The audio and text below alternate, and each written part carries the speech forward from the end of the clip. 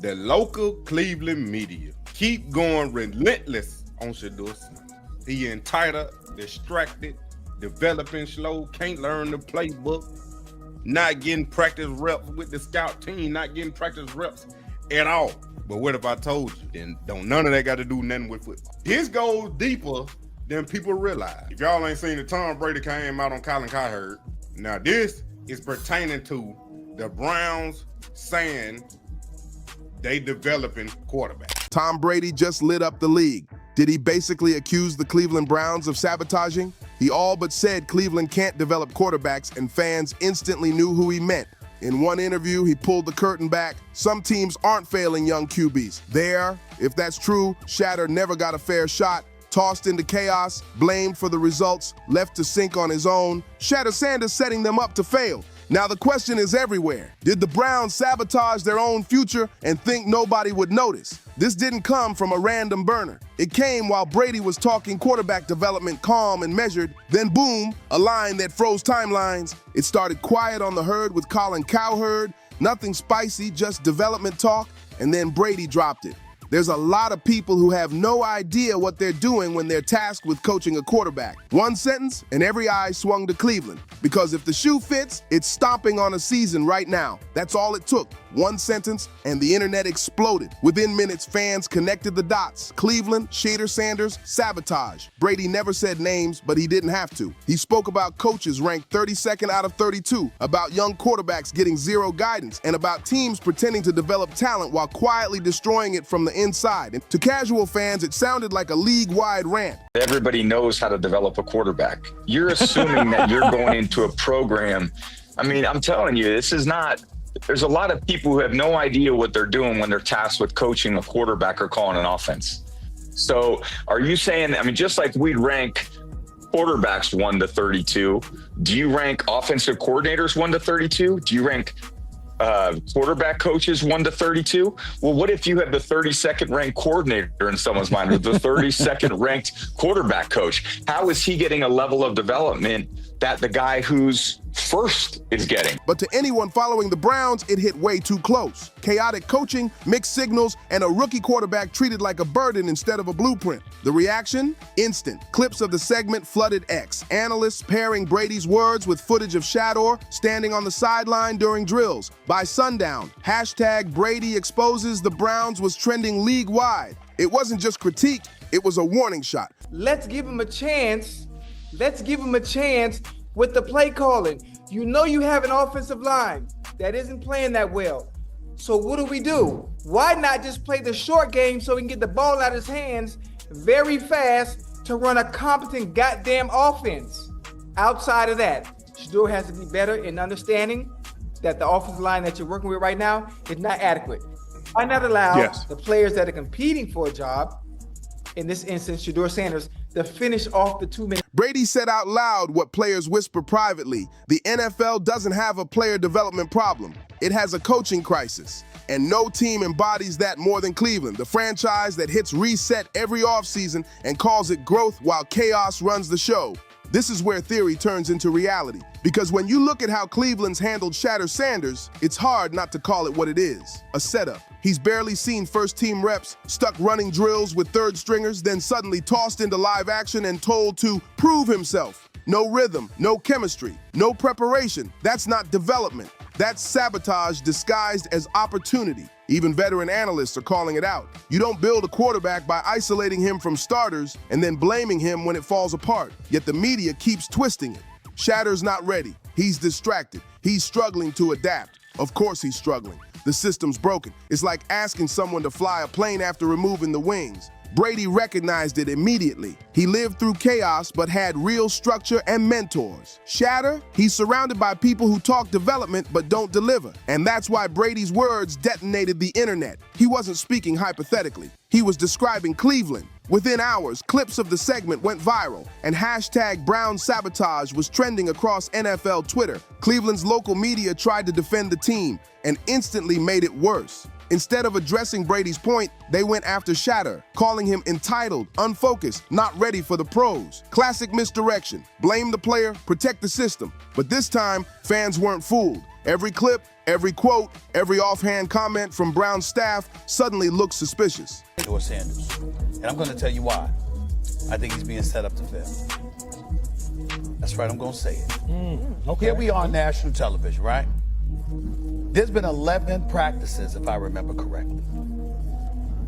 He's been starting against he's been playing against the third unit. He's fourth on the depth chart. And then suddenly you throw him into the start lineup, and he hasn't had any reps with the first team at all. Think about that. So you're just gonna throw him to the wolves like that, huh? I mean, you know, if he had first team snaps in practice. Why was Shedeur kept from first team reps? Why was he doing interviews if the team claimed he wasn't part of their plan? And why did ownership act like they barely knew who he was? Then Stephen A. Smith entered the chat, and the story detonated. He didn't just agree with Brady. He called it entrapment, saying the Browns didn't give Shedeur a chance to succeed, they set him up to fail. When Louis Riddick backed him with data on reps and coaching structure, the debate ended. For the first time, people saw Cleveland not as cursed, but as culpable. The pattern was undeniable. If every quarterback fails, maybe the problem isn't the player, it's the system. And that's exactly what Brady wanted everyone to understand. In the NFL, players get graded in public, but coaches hide behind excuses. The pattern never changes because accountability never climbs up the ladder. Brady's message was simple, but devastating. You can't expect elite results from average coaching. You can't judge a quarterback who was never truly taught. And that's what makes Shadour Sanders' situation so painful. This isn't about talent. It's about a system built to fail him while pretending it's helping. Then came the quote that turned bad optics into a full-blown scandal. Browns owner Jimmy Haslam casually admitted he didn't even know about Shadeur's signing. Not forgot, not misspoke. He said the decision wasn't his. The coaching staff handled it. The owner of an NFL franchise with millions invested in quarterbacks had no idea his team brought in one of the most talked about prospects in the country. That's not leadership. That's chaos in a suit. Suddenly, Brady's words made perfect sense. If the top doesn't know what's happening, how can anyone below develop a quarterback? It's like running a company where the CEO doesn't know who was just hired. The Browns tried spinning it. The usual trust the process, PR fluff, but the timing made it worse. Coming right after Brady's comments, it sounded less like confidence and more like a cover-up. Fans noticed, and Haslam's gaffe quickly became proof that nobody in Cleveland is actually steering the ship. None of it made sense, unless you believe Brady's theory. That's when public sentiment flipped. What started as Shadeur's not ready became, are the Browns setting him up? The internet connected the dots faster than the team could issue statements. Conspiracy threads turned into trending topics, and even players from other teams were liking posts calling out Cleveland's fake development. I don't say that. Why is the third quarterback getting interviewed? You got nothing to do with the game. Okay, it's all for media clicks. And, he's a heck of a personality, but the personality can't come out until you do something on the field. And, it's a big week for Dylan Gabriel and a big week for the Browns. I mean, making that transition for him even be available to the press. Suddenly, this wasn't a local drama. It was a national headline, because if the GOAT says something smells off, fans start sniffing, and the deeper people looked, the uglier it got. Shedeur wasn't just struggling, he was being isolated, denied top reps, given no structure, and then blamed for the fallout. In the social media era, that's all it takes. One Brady quote turned a rookie's rough start into a public trial, and this time, the one on the stand wasn't the player, it was the franchise. Here's what makes this sting even more. Tom Brady was once Shadour Sanders, a late-round pick, doubted, ignored, barely given reps. He sat, waited, learned in silence while the football world looked the other way. The difference? Brady had coaches who actually believed in development.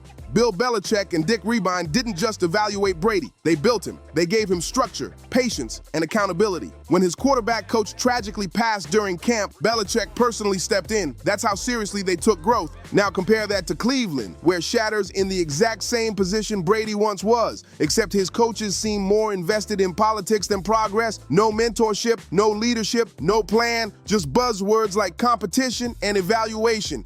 That's the cruel irony Brady recognizes. He knows how fragile a young quarterback's early years are, and how easily greatness gets destroyed when no one cares enough to nurture it. And Shadour Sanders might just be the newest victim of that cycle. I don't know why he's doing it. I mean, you tell me. You know how that works. Is that the front office? Is that the comms team? Like, who's putting him out? So we're saying it's not really on him. We have to protect him. He's a young player. Yep. Why are we making him available? Exactly. To me, I mean, there's no sense to have him available. Walking into a franchise that preaches growth but delivers confusion. When things go south, the blame always lands on the player, never the plan. That's why Brady's words hit so deep. He wasn't ranting, he was sounding the alarm. If the NFL keeps protecting coaches instead of developing players, it'll keep losing future stars before they even have a chance. Maybe it's time to stop rebuilding quarterbacks and start rebuilding coaches.